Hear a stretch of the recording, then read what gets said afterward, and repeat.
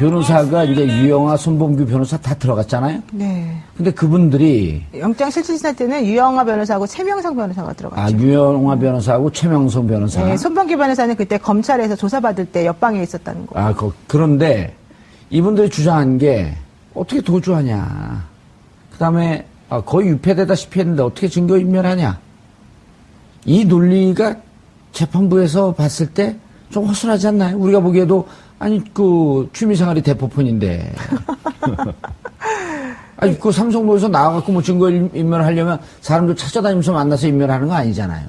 그러니까 이제 그런 여러 가지 얘기를 했는데 예. 그 중에서 뭐 도주 우려 없다 이 부분은 검찰도 인정해요. 사실은. 그럼요. 네. 직급이 높을수록 도주 우려가 없고 네. 직급이 낮은 사람은 도주 우려가 있고 직급이 높은 사람은 도주 우려가 없는 대신에 증거인멸의 가능성은 높고. 직급이 낮지만 얼굴이 알려진 사람도 있을 수 있지 않습니까? 그런 사람들은 도주를 못 하겠죠. 근데 어쨌든 박근혜 전 대통령은 도주 우려는 없는 것으로 없죠, 지금 판단이 그럼요. 되고요. 예. 그렇지만 증거의 인멸의 우려는 매우 많았죠. 매우 높죠. 그래서 예. 검찰이 어제 영장실질심사 들어가서 공격하면서 한 내용이 이제 바로 그런 것들이 있어요.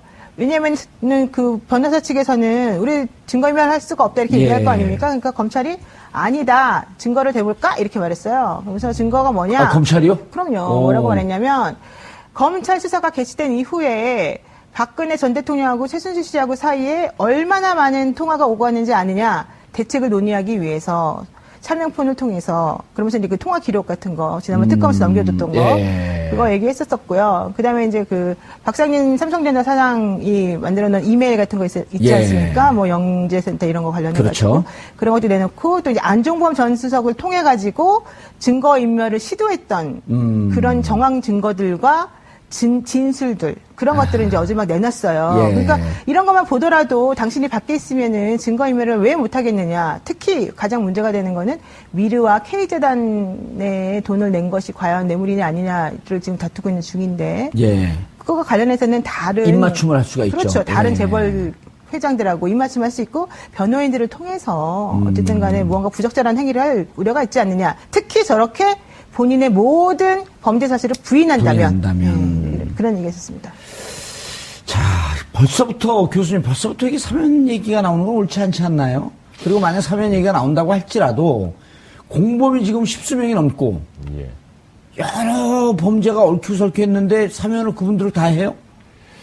저도 지금 일단 대선 국면 지금 이제 선거운동이 본격적으로 이제 되고 있고 예. 이러다 보니까 나오는 이야기고 하지만 어쨌든 차기 대통령이 이제 당선이 된 후에 그때 이제 여러 가지 그 형도 이제 확정이 된 후에 이제 논의를 해도 늦지 않은데 지금 이제 벌써 이렇게 나오고 있다라는 건 어떻게 보면 지금 이 박근혜 전 대통령의 측에서 일종의 이제 좀 사회적인 압력들이나 이런 부분을 만들어 가려고 하는 요소들이 있다. 일종의 바람의 근원지를 좀 만들어 보고 그렇죠. 싶은. 예, 그러니까 태극기 집회도 사실은 우린 보수를 대표하는 분들이 아니었잖아요. 그런데도 예. 마치 보수를 대표해서 촛불과 태극기를 막 대비해가지고 이야기를 했었단 말이죠. 그래서 지금도 사면론도 슬슬 이제 그런 식으로 보수는 마치 사면을 바라고 이렇게 하는 것처럼 이제 이야기 구도를 만들어가는 그런 차원이다. 물론 대선 후보들은 이제 국민 통합을 생각하지 않을 수가 없지 않습니까? 예. 이제 그래서 향후에 일어날 여러 가지 사회적인 갈등이나 이런 부분들을 고려해서 그런 논의가 만들어졌을 때 이제 반응하지 않을 수가 없으니까 이제 이야기가 좀 자꾸 나오고 있습니다만 지금 사면을 논의할 그런 시기는 아니다라고 생각이 듭니다. 예. 정 기자님. 네. 그런데 지금 때려진 이제 후회스러운 측면이긴 하지만 박근혜 전 대통령을 지지하는 이 율사, 법조인들 사이에서 10월, 11월 문제가 불거졌을 때 인정을 하고 1차 담화 때 이렇게 덮으려고 하는 모습이 아니고 네. 인정하고 사과하고 정치적 조처를 취했으면 즉 하야에 대한 일정표를 얘기하고 네. 본인들이 잘 알기 때문에 그때 부인하면서부터 여기까지 온 거 아니냐 이런 좀 떼내진 지적들이 있는데 어떻게 보세요?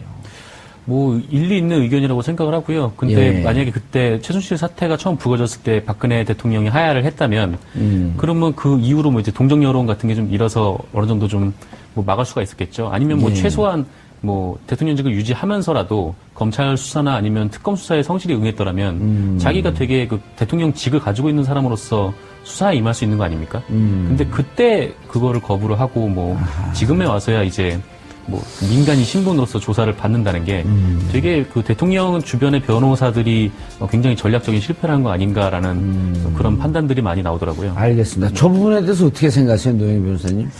눈을 계속 찌하게 뜨고 뭔가 마음에 안 드는 듯한 그 표정은 뭐죠? 두 가지 관점이 있는데 하나는 정말로 변호인단이 무능해서 그럴 수가 있어요. 첫 번째로는. 이분들이 무능하다는 뜻이 아니라 정말로 무능해서 그럴 수가 있고. 무능해서. 근데 누구라고 칭할 수 없지만 무능한 건 만천하에 알려진 사실 아니에요? 그거는 제가 잘 모르겠고. 근데 이제 두 번째로는 유능한 변호사도 해결할 수 없는 문제였을 수도 있어요. 아하. 근데 세 번째로는 유능도 하고 또 여러 가지로 노력도 했겠지만 당사자가 말을 안 들었을 수도 있어요. 당사자가. 네. 예. 본인이 싫다는데 의뢰인이 싫다는데 어떻게 하겠습니까? 예를 들면. 근데 이번 사건 같은 경우에는 뭔지는 잘 모르겠는데 꼬였다. 제가 봤을 때는 여러 가지 스텝이 많이 꼬였고 특히 이제 그 변호인단들에 대해서 한마디 말씀을 좀 드리자면 탄핵 재판 심판할 때에도 변호인단들이 그렇게 정말로 무대뽀로 무분별하게 이상한 발언하면서 나왔는데 그분들이 사실은 원래는 되게 법조에서 경륜도 오래되시고 훌륭한 분들이 많았단 말이에요. 물론 일부 안 그러신 분들도 있었지만.